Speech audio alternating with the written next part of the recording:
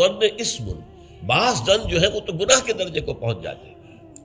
Number 2 بات جس سے روکا گیا اس آیت میں، ولا تجسسوا، تجسس نہ کرو۔ اب تجسس کیا ہے؟ چھان بین کرنا، تفتیش کرنا۔ ظاہر بات ہے کہ بعض معاملات میں تو یہ ہماری ضرورت ہے، تجسس سے تو ظاہر بات ہے کہ کوئی چارہ کار ہی نہیں ہے۔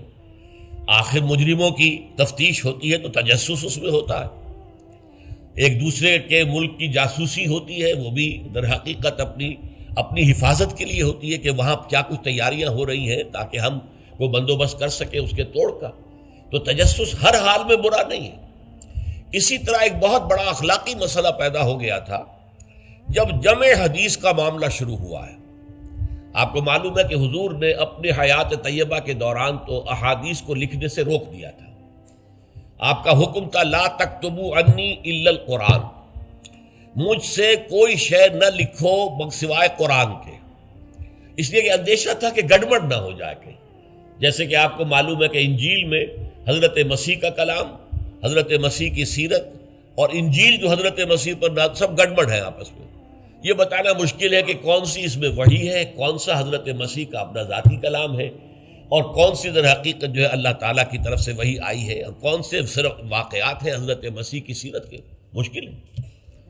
یہی کام ہو سکتا تھا اگر ان چیزوں کو گڑبڑ کر دیا جاتا ہے۔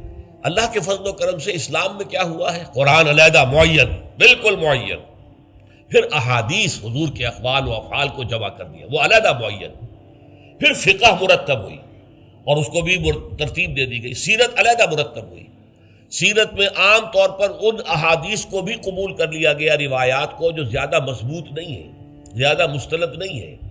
حدیث کی کتابوں میں ان روایات کو قبول نہیں کیا گیا، کیونکہ حدیث سے احکام نکلنے ہیں، شریعت کا منبع بنے گی حدیث، لہذا یہاں جو ہے بڑی چھان بین کی ضرورت تھی۔ تو جب محدثین نے یہ چھان بین شروع کی راویوں کے بارے میں، فلاں شخص نے فلاں سے روایت کی، اب وہ جاتے تھے اور پتہ کرتے تھے ماحول میں اس شخص کا کردار کیسا ہے،